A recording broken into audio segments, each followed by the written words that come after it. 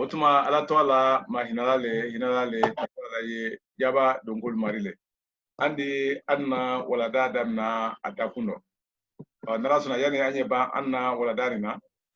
andi na nokordo sedo ke anna sebede nukan sebede musulmanu sana kurona karani se no yala matune aha bi nara suna halbi munu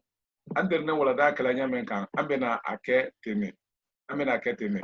wanye sebede fla le pola amra sebede fla haka na se atodi haka na se wa aniyama bero ngalo ko wa aniya anna sebede labane wori sira la woron la ubabwe ani sira ta tanin korondo oho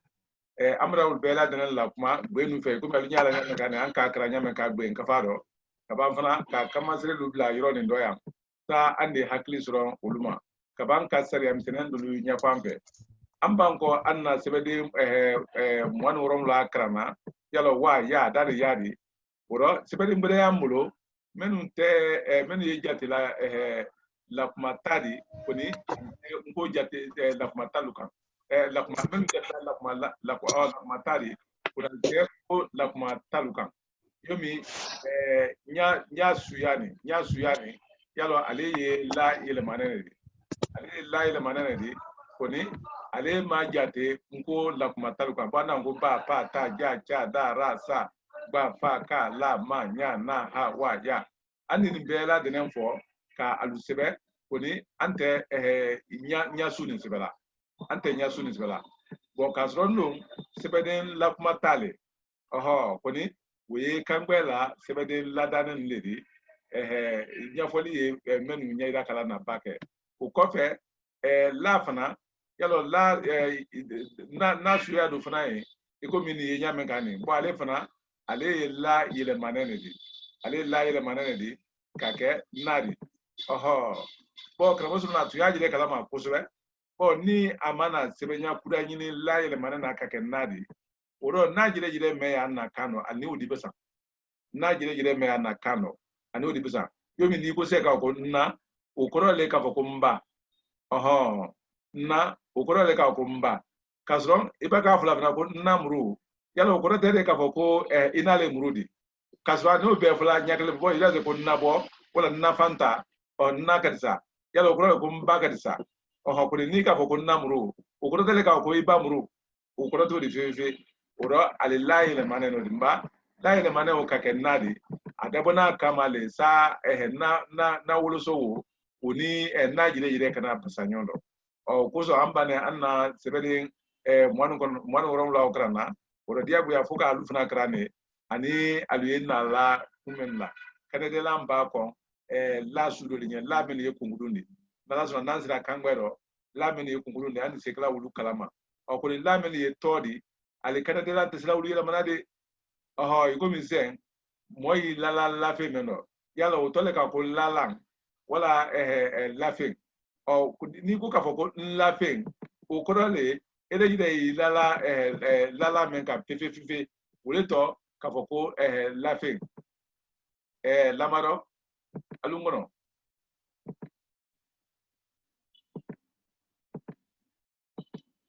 oho lamaro la fe wala yavse ka ko lalang wala na lalang on la fe sa o kan o ko le ka ko la fe men ka oho o ko ila fe o ko karsaye ala la fe men ka ala fe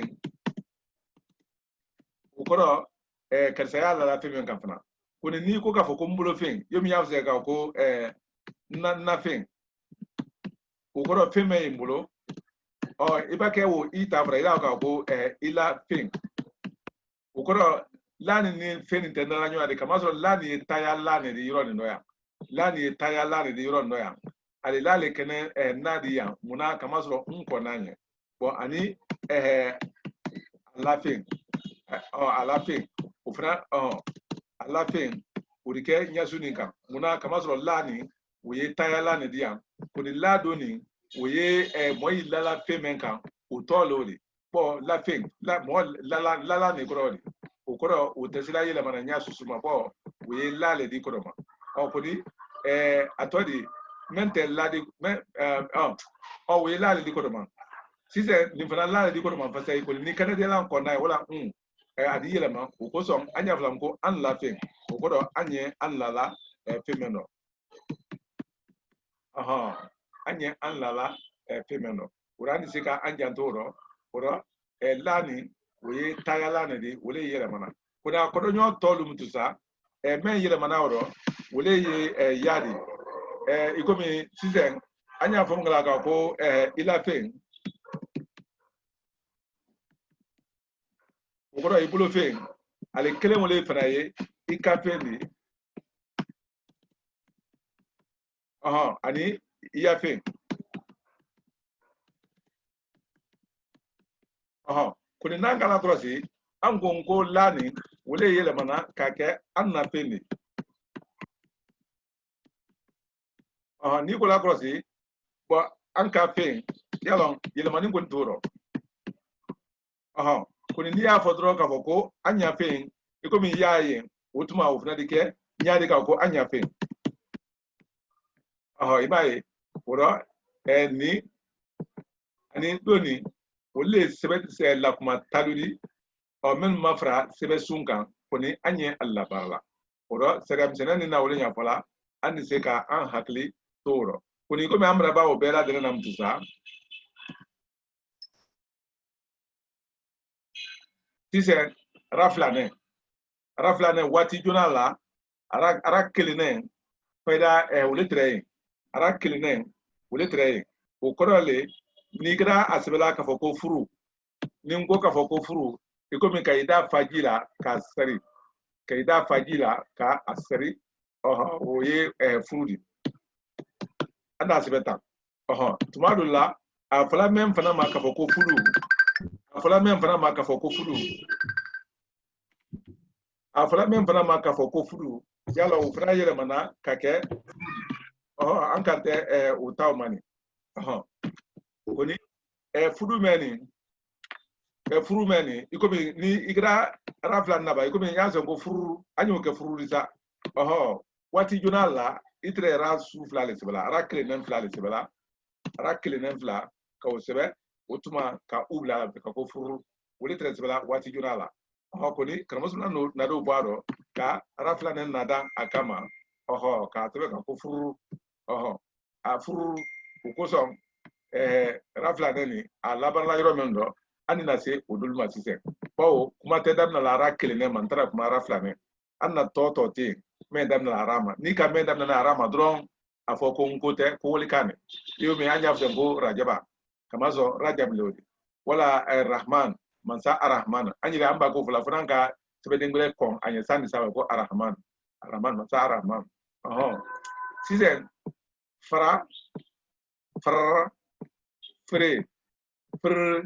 fre furu kamazo ne na yire la jire la do fe fra fre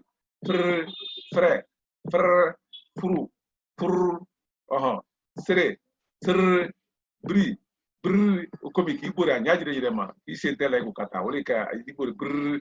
don ala flane labara pembe nodi ana la gbem flana ne la kodo do ye ani men ko na alfla bala de kodo yala ikomi aka gban fr oro gbani dogbele aka no ikomi kodo ya alpa mengala bon fr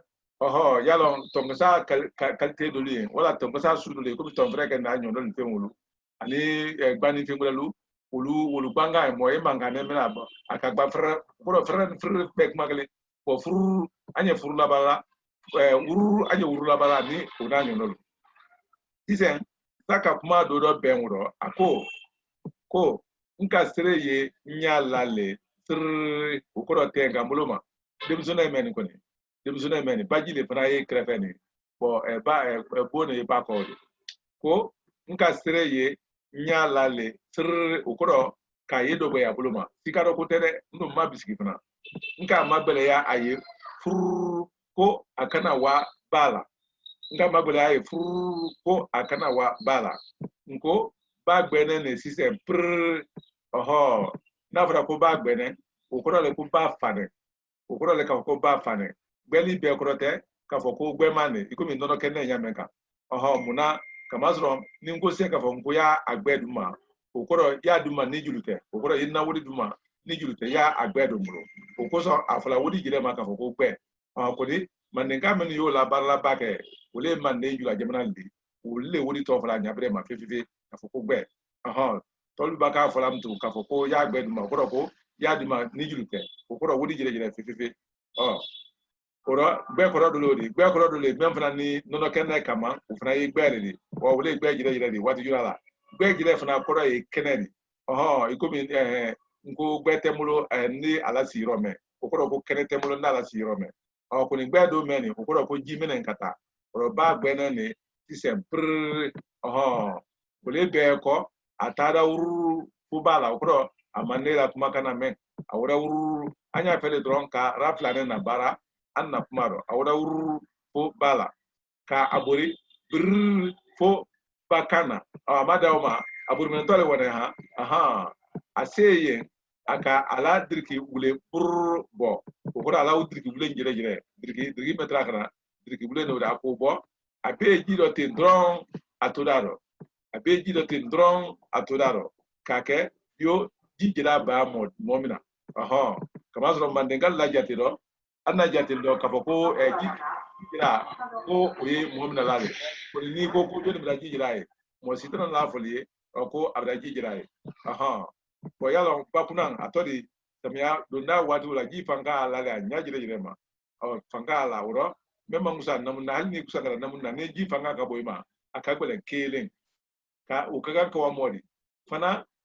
yoro do liyen wole bafo ji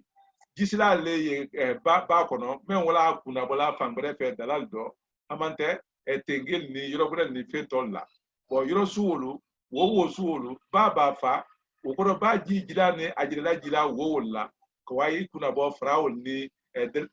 dalaman ni kobal ni dalabadu ni fe duluma mba ojiji diawo ay folo le masako solo muna kamazro jiru jitola denga oro wala wo la yi munmunale kaji duma ko ni anda jate do ko jinalle kaso jina city fe jina city fe o ko son haliba fensi jikan abaworu ado mununu yoro ne odo damansa adiji jikoro wadi kedolina yomi jinalle wonade jina si moari roji mununu mega ale se yomi afala me maka foko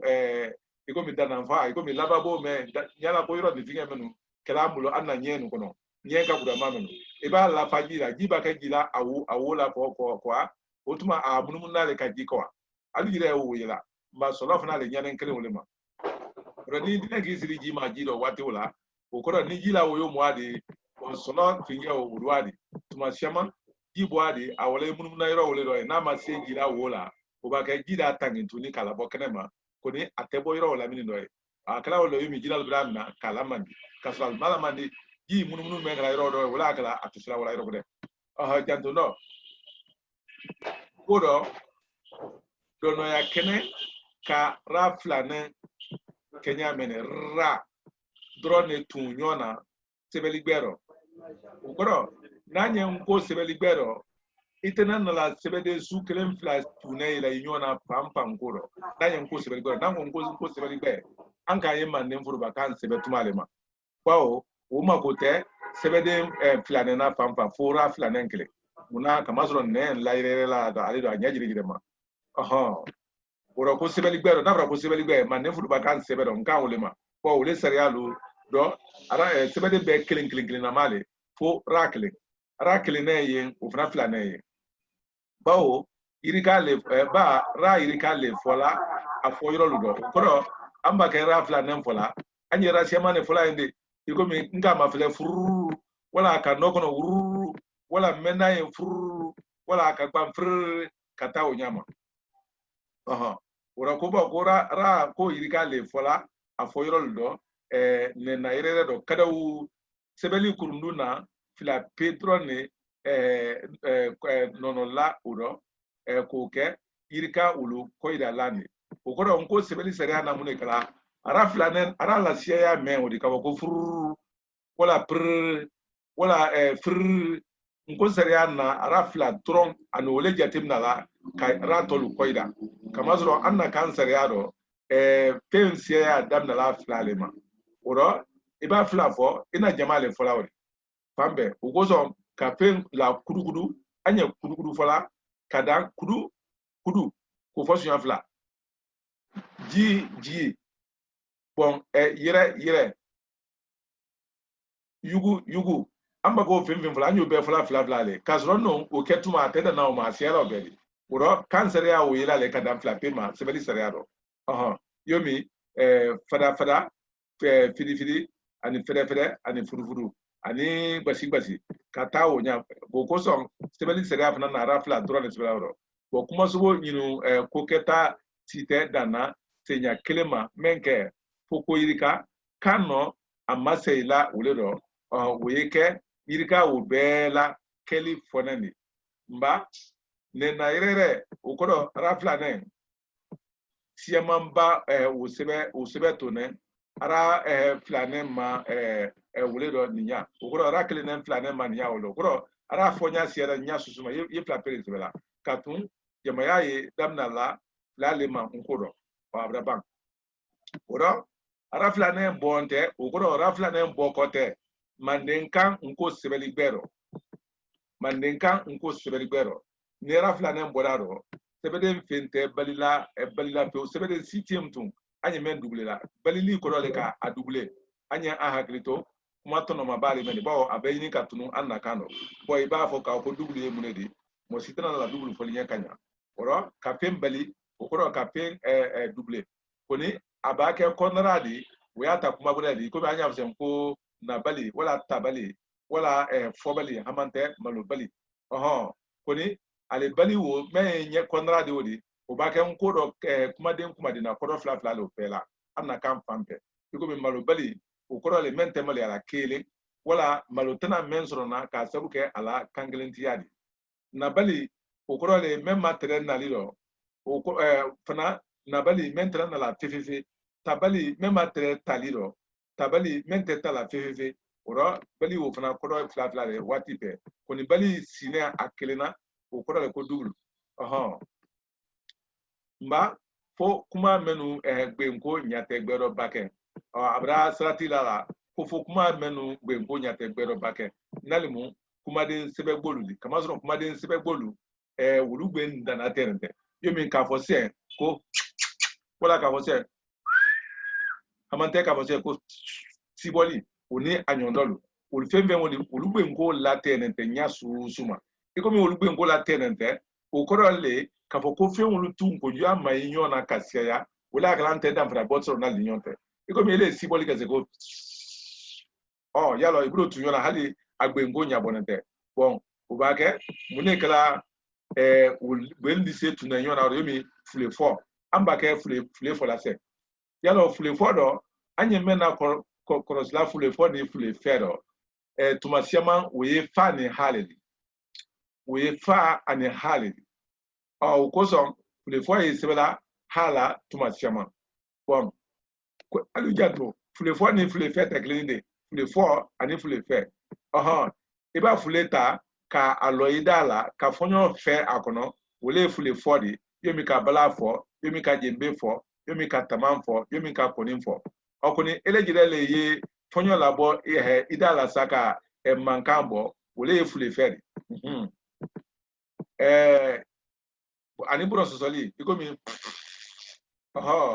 yalɔ pa sɛman b'ale o rɔ pa sɛman b'ale o ni kala kɔlɔsi ani sibɔli i komi o rɔ ca sɛman b'ale o rɔ wala surunduli wala suruli wa ani kunkunbɔli i komi ka ko ani denderuli bɔn denderuli o kɔrɔ le ka kɛ o di muso le kusa b'a fɔ la bɔn bɔrɛbɔli le o don ɲuman b'ale o don ɲɛ tuma dɔ la a n'o ɲɔndɔlu o rɔ ko n'o le an ye sera ka sɛbɛden ninnu bali o waati la ni an ka seyida na gben kafa makara ni sɛbɛli o laban n'a ye an ka a lama bɛ fɔ ye ni ala sɔnna ni kangbɛ laban kangbɛ laban nɔ nɛ kangbɛ laban nɔ an ka sɛman fa dɔ ye sisan men be sebeden suya irika bangune nyona fola kumaro nyanyi nukan okodo anna pemfem folawri uli moye sebeden suya men la sala almen kando ulu fla le tuni yona ka wo shemambalo ira otuma ka sira lambla la nyana ka foko sira la sumera kuma ni nyaida ne ko nyuma fele nko krani sebeli nko krani sebeli lera laban abranya foya ko nko krani sebeli ko anna krani sebeli wo laban ko aluye ko nyina bota ko me nyina bone serian no ni wali kanu sebeli gbele sa okoro nanye wali kan gbele sebela meni nkofuru bakante fifi kilini fifi yomi arabu kan ni modala bokuma fe o sebeden su kelen tonyene la fulenale nkoro oro o sebeden meni su keleni alu tonyene ni la fulenale okoro anya be sebelale ikomi antemine odo arabu sebeli do nyamen kan nala sonna anina uida allah sise ko anko go bismillahir rahmanir rahim eba ko krana arabu kano arabul la kando iba Thomas Renando ya kama jilabara na male ngoro arabul ya fala ko shida asidao iboye pempe na okoro ko fana flaflale okoni ningo sebelle ante sidao bladala de ani menu flaflale anya fla wala bola kana kane anya fla wala bola kana kane wole fokaya ni bo sa adise krana manden kabulo atilu tanyaka tele sura kafane mafeleba ka li halani buluyana yeye okoro selisura kafanen kuyo mafle okoro amadan yo mafle na so na yidi men nyaida ne ninku ne ba oyo la kan dia boya yoro dole kama so kan uldo dia boya la de fefe oro ate fuka la bara lo sebetuma yo arabu sebeli gbe sebedin shidda ay mado yeni halal ba ke shidda o sebela ami itintinale dawo kan oro anu angongo tintini ekla pempen kan wode arabu kano afoloma gbe men ko nanye oni wole fola nyonfe foloma gbe men ko nanye oni wole fola nyonfe aflana mutusa edise ka ufo ane asirala edise ka ufo anasira yibanya fungo sidda ma na so ni ansira o ma irodo andi woida kala sise bawo amra anna sebesun kadamna hakana se ba pata kalunya fo kelengele wuru anal kamasrelu ani sare amsenando la amra wo dulunya fo halbi munu faida obra dan yoro wodoy ko obra dan yoro wodoy ni yejat lamna ntum ko anna menu krana wulleni nko sebedenu la malam tira la woron la o yalo wole feleni amra fo kabanka akamasrima anna wala da pempe o ya bela denando e i e u o ani e i e u o ani e i e u o oro kabam fana ka tedo kelen anko fana kra ikuma ale la yele ma menkala anaye ya yele ma menkala amru nya fo ani la kumata wala sirata wala la kumata o be koro kelen koni sirata ni ay jatla yimi arabu kano di otuma ujate me anakano ba ta ja cha dara ta hakana se ya kafani sebela wati jona mena uka sronne rafla ne o majate ngo sebede mwan ronla do klo kama sro ngo sebede madam na mwan ronla ma adam na ne mwan lolema mwan loluwo kama sro unni na betre jatla klini ani na o betre jatla klini di ko na nya peka sebe entre ye Thomas la beli entre o Thomas le bla la entre manas betan andi nimla ola oletre unni wati jona ola o yomi tuba bukano ule sebe mengala ka apostrophe blala ka ke ninyaka nko fana treye sebe la nyani ne kan wati jona ola okorole ni kra ne sebe la ni modi ni mo dala bokma fe edi aketan odine era aketa ko ne ne tre sebela tane wati juna wala safurle ne tre sebela tane wati juna wala ko ni kola anada ye ka foko aye ata sebede mbuluma kanene ni ani na mankan ka de kilina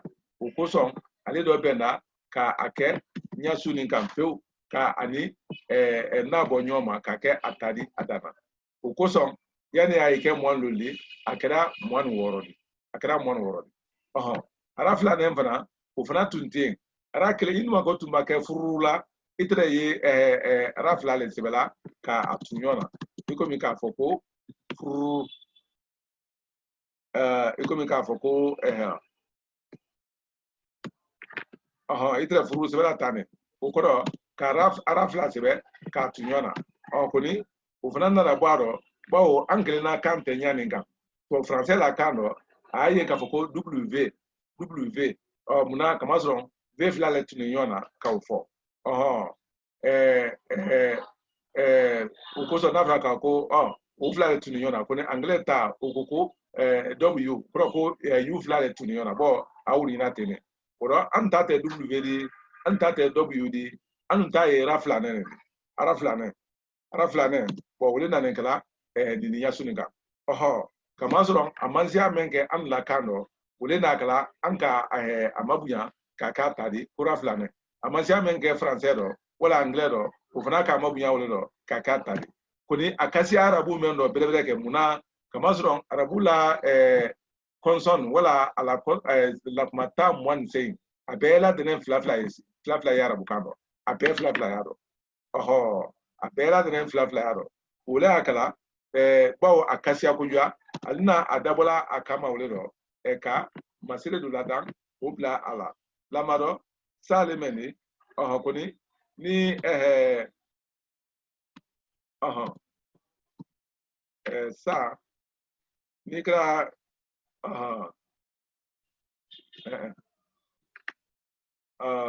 no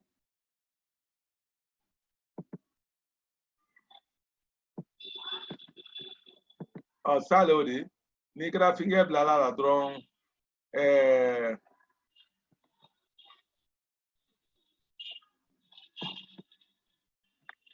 ni ka sa sebe otome ba nya fe ka sida le blala bo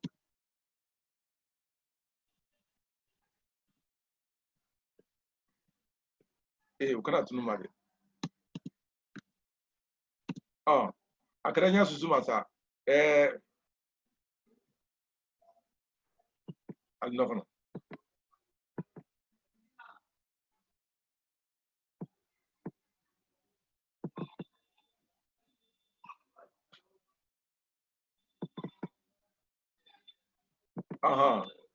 sisan ikomi alunya la nyamen kani arabu sebeden belada na ikomi anka afonya menka alula tensia ko son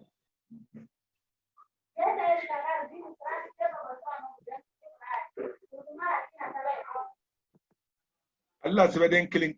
Allah sebeden kilinen femfenye ikomi anka kranya menka o babana bola yin Thomas Redo le yin o wole ni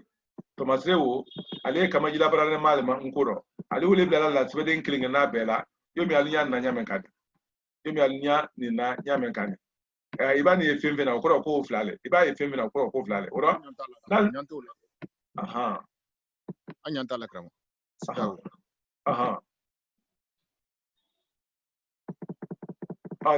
sida wole yenini ikomi nko kama jila brane ma ni wole boniona ikomi akasi arabu la kano kujua wole na kala luma luji rese ka alu kaltari aluko ni ka Thomas la alla sebeli kilingna la ka atodi wujati namdusa yomi aflaflale eba ko fola kota ye tintina akana yomi rabbi no la amudo Thomas le siama fo alinya kodoma anka wole do nko sebeli do mendo no ya ndron wole raflane la baradi koni to pempen ko ni anna kan sebela aflate la barala foni kra sebeden fogolu sebela sebeden fogolu mnedi pour sosoli le fait ani kungumboli ani deneruli oni anyondolu ikoni di alabara oro muna kamaso wole gbe ngo nyata ro nyasu suma ongo koni nikra kangure ro meni nko tekleni fokafoko atodi sebeden fla sebeli katu sebeden suklen fla sebeli katu yona uye seriale di kanwundo oro dia buyale yalbe la denen labola le kenema okoro nandu na arabukan pante anya ilale wala Thomas ni pempena okoro le kapoko be fla fla le oro men ye kurana krana nko sebeli ma ale le hakli toro oro alba fem fly alia lon ka foko o sebenen ka be arabukan seriale ma ama sebe ka bo ka be nko seriama oho an arabukan be ne nyoma men kilibe oro wole ye rafla neni bo rakli ne yanu fe rafla ne yanu fe wala kala ambasi rafla ne sebeli ma arabukano oro para bre su tamma anyu kala tane bro o kodi anta fula oro de nkufuka rafla ne ke ara semambari awu usiane korale o ndra fe ka wole ira yiro oro e ani se anna dakuma aha ani se anna dakuma aha oro sizen kwa amra ba sira tani sira lana wala la kuma tani la kuma lana jatiden le frane ko nyina manganga ke o konya suzuka ado nko sono me do yaro ni alu haklala amra fali kodoma nko frafil ni foloka sebeli damna frafinaya o de krekre buloma ikomi faraon nakalu kay wato junala koni sebeli tunte wati kake ikomi aye manganu sebelade koni tomasre letre tomasre wulle bi yomi mamli borla consola borla we tamala tomasre men la slala idi krenado ye bien kundo ya nyesinen bolokini fanfe ukoro ka foko yo yenfa ni men nyesinen bolokran fanfe yo yenfa ni men latrene ikundre no ukoro wasla gbekele uka fasai otumadulla idi rodo ye kake yomi atuna male ukoro le ka fo ai fam blabe ukoro le ka foko yoro denga ma yoro ye ni modala bokuma fe unanyo ndolo mba masire wulutre ye mirilu folanya men ka wori jo ele maninga baye ele ajatim na ka foko ni ngoro le ko yo blokinna ele sinwa baye ko yo blokinna ele français baye ko yo blokinna ba woto men ye sebel do halibi o dole ye jateden muna afo ka foko dokolo o ko le ka foko fente akono afo ko dokolo o ko le ka foko fente akono oho koni fente akono me odi wala dokolo andi se o sebela ngodo fasai kamasro ni anya fe ka dokolo sibe sige andi da sibe ka o sibe ka foko dokolo oho ubake bengudu nyona wala la somra do ani sebelite oho koni ka ni namunu ente ndro ka fo mako dokolo tunyale dokolo ko damna ne wole ma kayi wati jonala dokolo ko damna ne Kenya wole ma kayi wati jonala alu hakato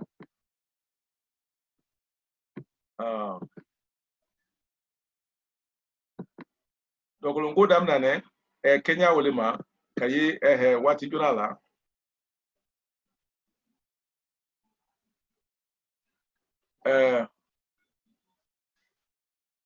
ukozo hali dina nuba ke krana alu krana wuri ya mena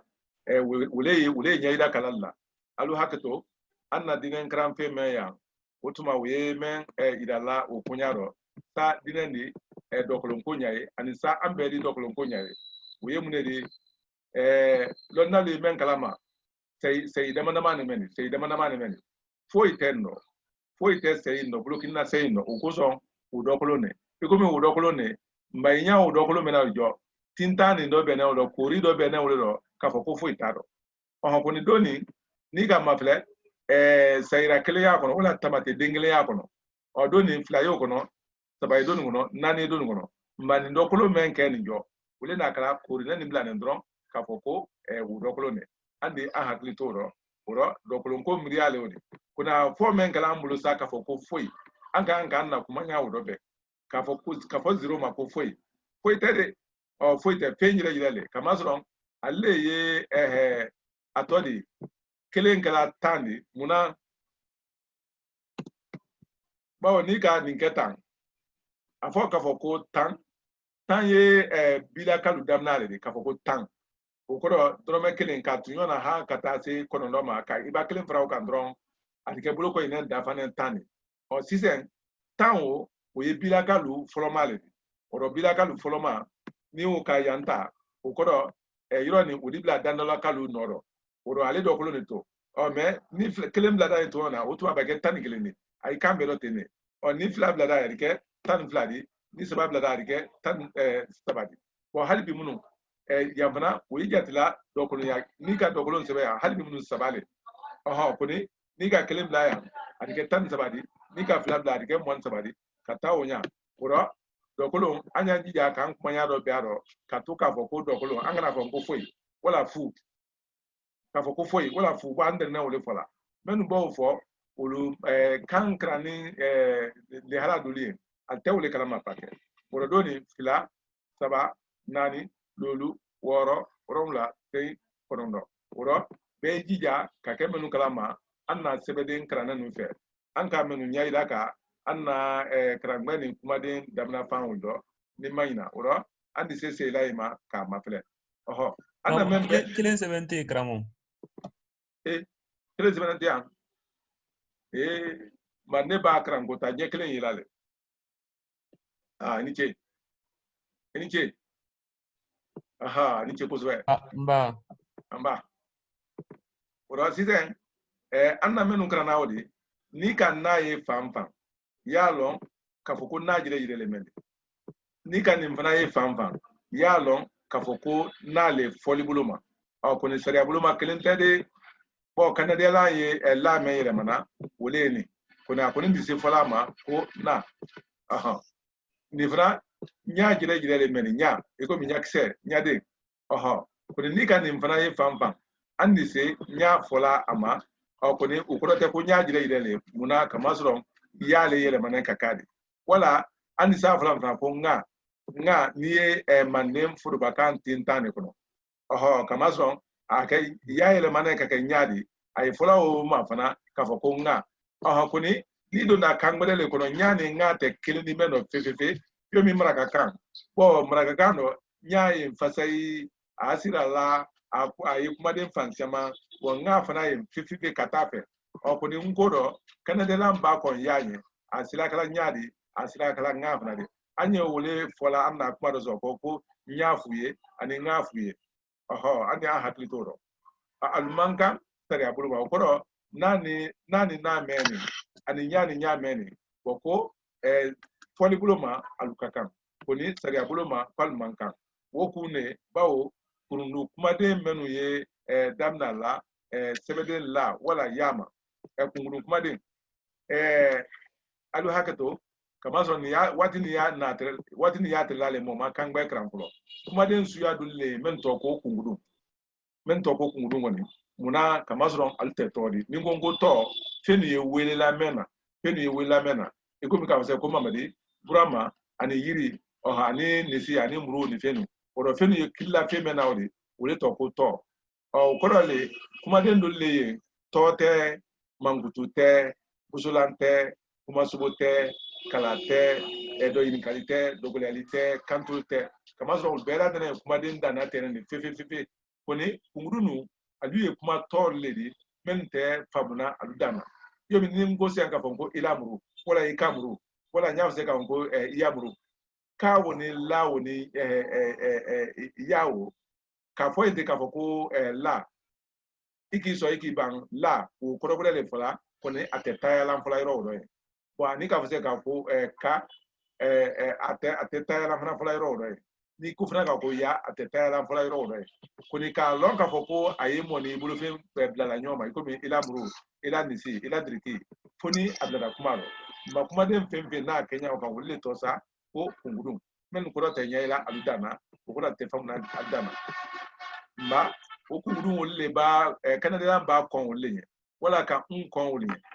akada ladi akada yadi wolle yela mana ka ke nadi ani ka ke nyaadi wala ngadi woro Canada ba kon wo menye ikodo la adike ladi ala uri yela man ka ke nadu kada yadi uri yela man ka ke nyaadi koni ayela man ka ke nani nyame nodi anye wole sebela nya flani ma otuma anda fongo na wala nga andi seka hatil toro akofana bon gongo ra flane wo fana dale sebe sunu kan kofe ra kline ra flane naranen te bola nyona ne na ire ko son afodo okoro imanga nya susuma ka alonen tu ibulo ka foko ra flane nkodo iman kanya susuma ka ara kelinen sebe sunya fla obra bank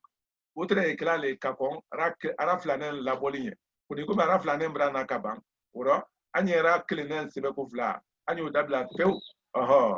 oro ni sirala oron la dodo kelente tiratala kuma den do tuma me adabosi na le de wotuma yalo anya fola tuma be nkonko la kuma la wala sirata ko oron la le ambe ka wole lo wetua kuni ni ulti entuma imane ni ulti entuma me nado imane kala yen oro ni seina kara siralana aseina e dagosi na wole tomasre ye ni dagosi na wole tomasre ye ni kuni atela barla ngoro bo anu dagosi anna kante dagosi na kandi hali ni anka woli kuma de nuta ka labara anna kano andi adagosi na mayro bwala tv ngante men brother woli kan folade ono tanya adagosi na iro bola la oro ukoson angeto la ngo do freteli kala oro kan ko beso atakodula kan ko sebede beso atakodula ni atodi inu ko ri kala le na sozo ni bolondo le di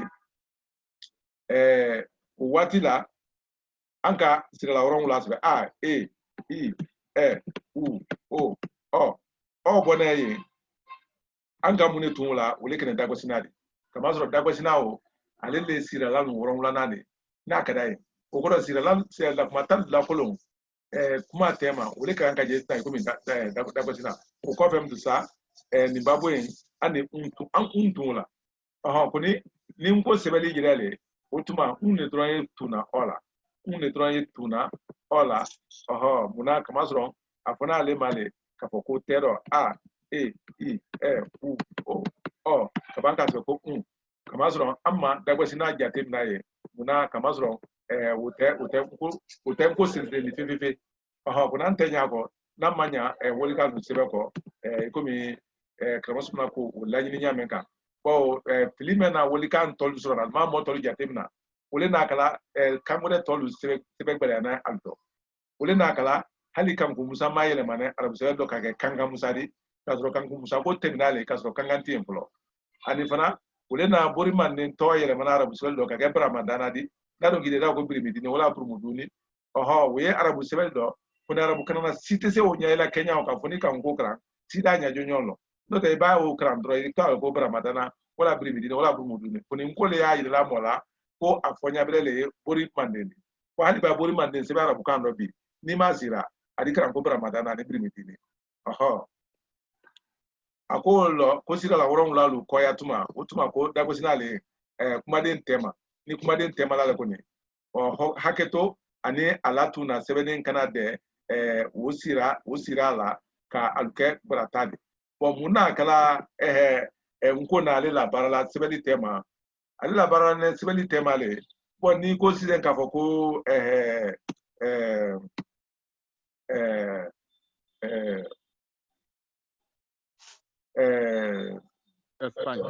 Espagne Espagne Espagne nigro falasen yalo amra dagosina sebe yoro ndo ya ne adunya grala muna le bla ne yoro ndo ya amabla enyi mem bla la bana de amabla yoro ndo ye kodo men kene wala ni amana ni mla ya ani padi de ala sira le foko asapanye oro abla ye woro unu me ala wole wole ale labala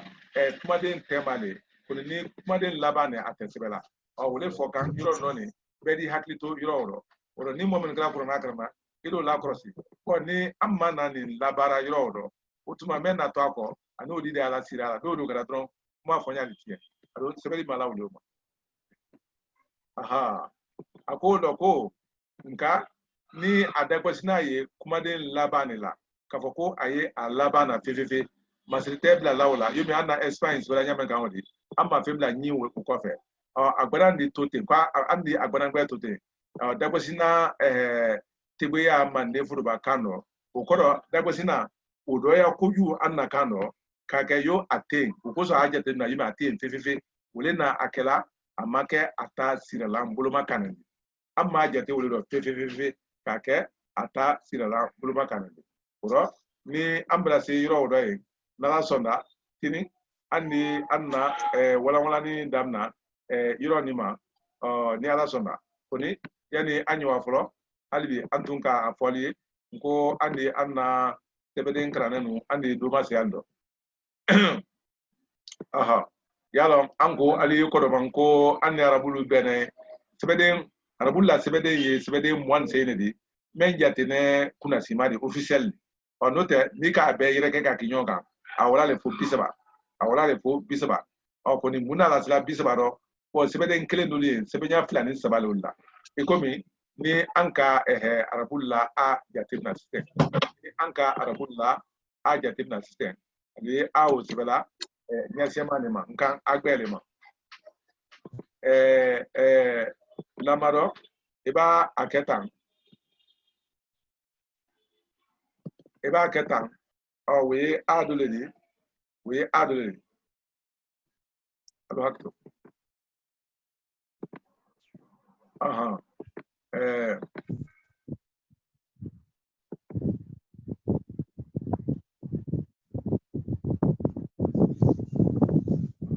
eba aketan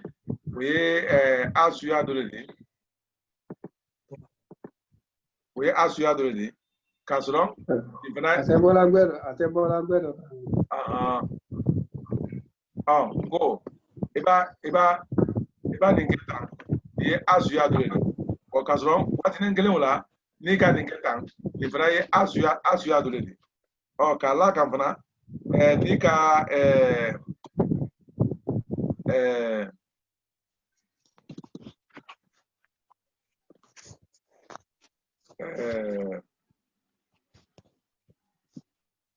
kamazron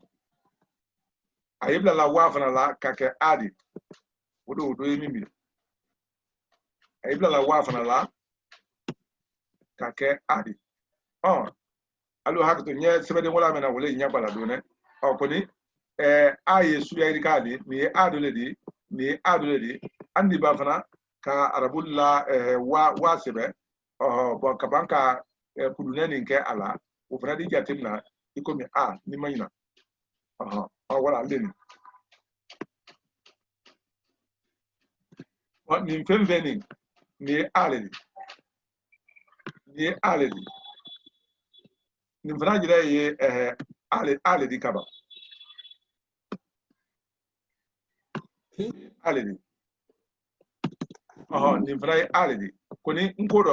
nkono bela de nenja timna la aledi nkono beja timna la aledi okono arabus sebesuno nintaro nimfana taro ni saba fu taro ni anka sabala mwan senga jelodi akoni ngala nya susuma bisaba ni gele akoni ika nani na prosi idaye do me ada nani bo we anani bela drena oro ni anka ni mbala otuma ni ka flala mwan senga jelle bisaba ukozo do ya fula ka ko bisaba le kama zron ni tese bola arabu kanu nya susuka koni uberata nkona budget la ale di bo albera de ye kilini ani seka hakito yoro ni angala na tenu kram obloma angongo arabula anya jinsango bisaba o dan arabul ben nyoma tan lullo amfudu ne nyoma tan lullo ambe ne nyoma tan lullo mendo faida anna wulle la wulle ne amulo ni ro kuma te ulukan koni amfudu ne nyoma mendo wulle ka tune blabla ala ngo ala utuma arabula asu ya do ya afulu ka ko ikumi inu ye nyamenka afulu ko yomi menyi gbe mando ni o fala kandule la ni alunya karala ile adi okoro ikumi sira lansa ba pela glo ani ini u kone anla ani ini u me ambulo sira la no di arabula kano wo yesira tale ni saba be sira tale koni krene men sambe na ni men duma ni wole alula aokala ani ini udi orande hakritoro iba tonde flabla ala dron kake adi utuma andi se ka alakuma nya sabama kabanka kanade lamla nya sabawla kabanka nya sabaw funa sama muna kama so Allah sibeden kilin na be fola nya kono no de ba anna wole ladana i u ani an i u ani a i u kama so dagwasina utejatila duguredi fo sira la no koya anu bro fo ora ulema me no ambe ni nyoma oldo ko de mente ulema ni ko mi toi ko mi ye tout fo ka banka wat wala toi ni afe ka fo no e ma toi bon zani utuma wole yomi ba un konsanye wasolo nyamanaldo ani bamana na fansia mai iko mi nzon o za ojo ole ni za zon ko ni nkola je dro sone ko ni ko ma nderne nko na na kuma de nduniye o ba ko anya dro afoka ni yelema yomi nzon ani ngami ani zaban kata ojo ala kasro njiri nkane wori njiri nkane yoro wonji note yoro wala do yola agbada ngbele suma akanyi oro wasolo zao wole ni fefefe aflafana ko zwa okoro ye zani mpo ko ni kala banwama ka ko zwa zui zu wodo ni fana ufana le za sudole di kuna le fala dagolo la ko za zi zu anka hakli toro oro nan ko lo akana de la ma o tambali mtu asamna ma tambali doni da sudole wodi ale yemi ye dufo kabanka la banwama ka ko dwa kuna rabula ko dwa kuni tandi safla oro dwa dui du kata o nyama orakele ne ani rafla ne o yampe o yara bulufe oro doni sale ni kuni tonne babla la rige shali ikomi bamana na ye si fala yanko ko shi wala su fala ko shu anika fo système ko share safla ba nyon ben pampa ko soro nyono kake shadi ikomi sise share soso sho safla le soro le nyon kono akoni ikomi anya nko tintane kono ni anya nko tintane kono safla ni bela de sa suple ni kwa defla pengele ni ma wo sagure ya rabulo ule ka safo ne nguna ka ko ta ali la ta o bode mbale tala o ko son ali le ma ali se ta men sibala arabukano jo ikalo tonne fla trone wala o la tonne fla o alina kelem frala o le kan ko ke dabulla kuma o di ka fo masako ta ka fo masako ta bon sagure ye krenele tela o sabe ka ko swa ko me ka sufo ka banka wa fala ba ko swa su ani ahakle toro bon ni tonne la gbala sa Amen. Tonne babla gbala sa alfa ko ga ikomi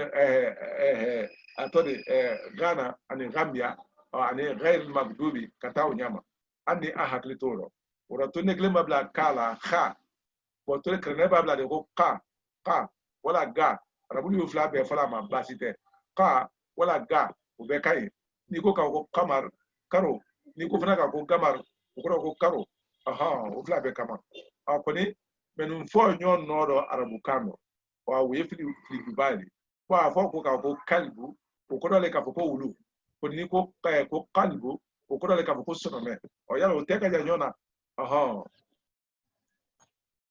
po kunaro abula aya fa no loka fo ko tasiri lewo hakli mali ko hakli mella bo wo kal ko kulubu fo na yiro oduldo o yiro men do ni ko ke kulubu di ka semuldi yalo o tebe nya suzuma o rabuli hadu fana fola o fola kanul la ko comme arrahmanur rahim o hasu to ne kelen ne la hala ka o kewde o fayla anna wala sen na bana ko bawo anna tuma tobrato mise dama o andi wala lo ende nala sonna andi do nya fado longole anye alfula anya jere jere ma kan nasla ke nala molfo otuma adi sey ni gali dila mol mani jo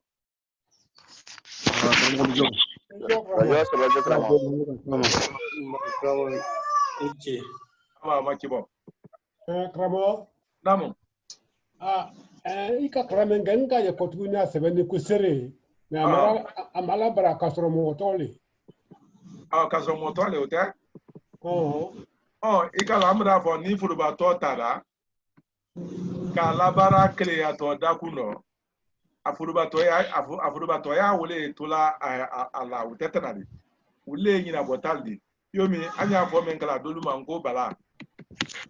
ibra bala to e ke badi ibra do to e ko bala ko di ate ibra do fana to e ka ko mori badi ibra to fana to e ka ko fode badi yala ni foi la branete muna kamazro bala e subunendo di waro subujulo madole mori o kora le ka foko alamo le mori di bon ado momo ba isebe do bato ni kra ni fe semana o le mori di ko le ngante mori bana ya mari bo ni mori afna teklele oro mori alamo ko ni e fode fana o fana e kra molando le di fode fana e kra molando le di ani kramo anya fana ngo kramo bon kramo fana yalo momadi mo kran krampendo la wole fana kramo di poni bibin no andi doye utole ka ko bala andi doye utole ka ko mori andi doye utole ka ko fode wala fide andi doye utole ko kramo ko ukoso a fana ka fo ko sire ko sire fana ko dole atodi ko kene momo nyina o be sire kele mo flabra bla nyona sen o kidile nyina ni abena kele nya foma a foto le ko na isire di badi bon okoro le sire o temo di de koni furubatole momo nari ko la sire o bela de na sire di koni amro frata ko labara ko ke motori yo mi fude ni kramoni bala nya meka ule na kala kan labara mabla Allah koni ni dere kera afola mema ka ko sire basite andi wala bra ni dere kena afola maka masron ay bo men gram ko bala modul le to ko bala koni afola mema ka ko bala ni ko ma ka ko bala ka masron afola dun fana ka ko bala aden ne fana mema ko bala wona ne klina kuma fonya le ma anya jire ma fefe to na ne bala le gramo ay le bala le bari na fodi ma ko bala yala yo mena ba aba ko bala ne ole mena ko le te bala mena ote kasrondo mo gole fana ye ul fana bala le mena kama so afolo male ko bala afolo fana male ko bala pepepe e ko mi ni afrase ko sere ora ni men labrada ul ni kelina to seria ben yoma ko ni men ma labra uluta nen furuba to mema o to la nya oleka ule akala ika sere labra paliye ni pola ikulunye kramo abrafamu ikulunye ma Ramani jo nyin kali no wolo Ramani ni kali do fe kelen nya fe kini ila ni kali pola ikodo ikana na ma ko mi nyame na ko nyume doro ana nyuma e fe to do ka nyame ko le nyefa si c'est ni mo ka ele sentero sa amune glila mo do ba ablo mai sentera umglila ai ma wasa na le ba ai ma kingi na le ba ai ma nyume la le enje bi wala ke ala kuma budu datu ni ne basa kuma budu datu ne kole ni mo ka isente ni mo ka umakrene ai ma kingi na le ba ai ma wasa na le ba ai ma nyume la le ay mamulu menale ay mamulu menale je wote mamulu menale wote mamulu menale todi we manyu menale mamulu menale we kwa bele di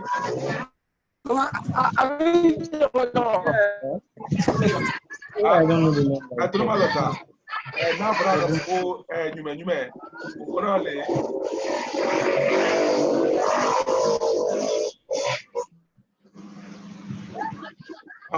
ni afra ka foko nyume okorale ubona nyume ngale ba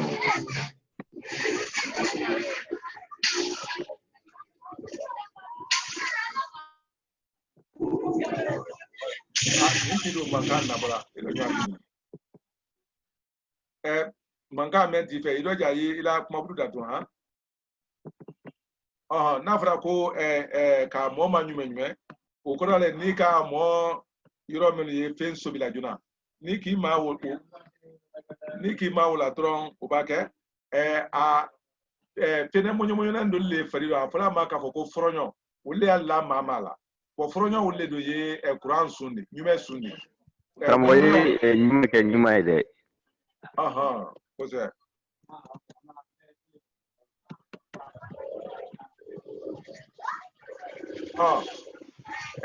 manganti ala kuma bulu da tun mo fari fando le bi ma wala ayi ma nyume lale ko ne oni ma munu mena lite klinde ki ma munu mena o ko ki bulu ma la konyuma ko ne ki ma nyume ko akala le yomi bi ma yoro wala a tendo le la ma la yoro woldo ba ka di yele bila o ko mi mo ka ba ko la mo na ko la o hani mo senteno ko we mo ma nyume mengladi fronyo le wuli la fari ko yoro woldo ko fronyo wulu wulle to ka ko electron wulu mutu sa wulu te o feda talma fala nya susuka tubabu ko la kolo mengal ko wulu ma wulu ko lobali wule ye courant ni tubabu kan français kan ko courant aha ko ni ngodo pempe na kelite na kelema ora o fala nya fla le ko furu kisi jiji o ko so nyume fone ora a penkele wule to ka ko nyume mutu sa nyume wule to ko nyume ora nyume we electron be furu batole nyon feklede akuni ka pena danza inse ka nyume wulu to so nyon ka yiro me bo we ke kondo dodi wala we ke tro dodi a folo wo ma wulu ka ko nyume tro aha ini jo Karamo mara ka ngani sero ma kuma den sare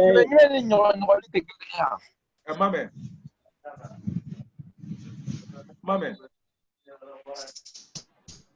Karamo kuma den sare ay kuma den sinkanene di ba asunye nkole di nyoni nyoko libe koro ni akuma subule ka mo nyonyoli ukuro ka daba kama ka mo kirigire nyonyoli ni kirigire le kuma kleni o ko ni iba mo nyonyoli ani ba kirigire o ko men kala mola wole wole amanyumen wole nyumen lidi ko kuma de ni kuma den sariya kuma den sinkanene di ba asunye nkole di ni afra ko kuma de nkolo de fefe ko ni seriale arabukani akoro ko kuma de kurundu an ka wala man ko kuma den sinkanene ba kuma den sinkanene ba asunye kunko ngole di an ka pempen lo anna kano be anna kanedi kamazo ni ko kapo ko kuma yalon ningo ko kuma o koda tede ka fo yomi koda flale wala kele kuye fe mena ko mintia ani jabrelu ani panangulu yala wole fe iri ku fe kuma le badi ani anye amri la sila nyoma kuma manga menani o fana tole ka fo ko kuma bon si c'est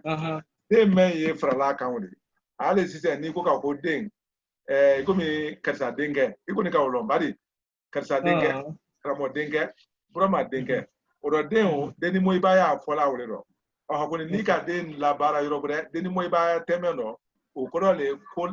ko kadi mo menye yo mi kranden kran kadi mo menye ya den ya kadi mo menye na volo kadi mo menye ika na kuma ni yeke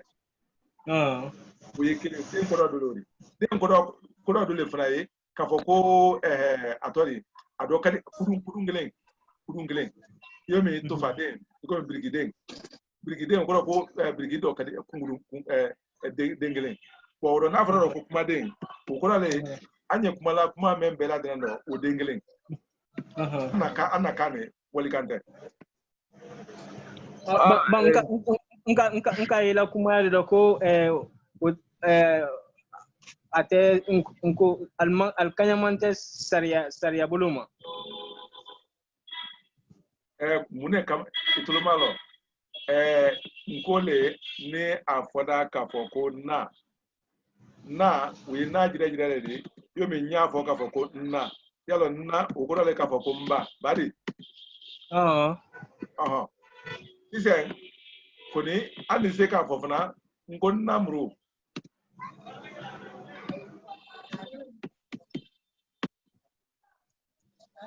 yalo ningo kafoko namru ikalo mra na afo na bari koni nani nkodo mtu wole kafoko nka aha aninya na foka ko nkamru aninyamru bari oro na me donni ina me donni yalo na le fla be ma bari koni yala sariya bulo malu klene diba al tekelendi ole na kala neyin kaliyo kuma don wale kai bolo ina mena barela kuma yaro ko alman kan sariya bolo man kan sariya arabu kana kuma don wale sariya arabu kana ni wole yomba fo sen gongo ton sella be ka lo kanyen seli fola manye sariya funa tini yani anya ambulu bal do tuma me bo amran tal lo namna bari ala so anda amula be la no klingene allo yini jo namu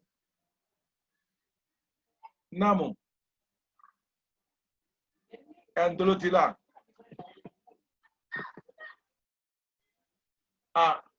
allora otuma faida anna tuma brabban andi bita la lo enteni altolo grana ne la bolo fanga bradoya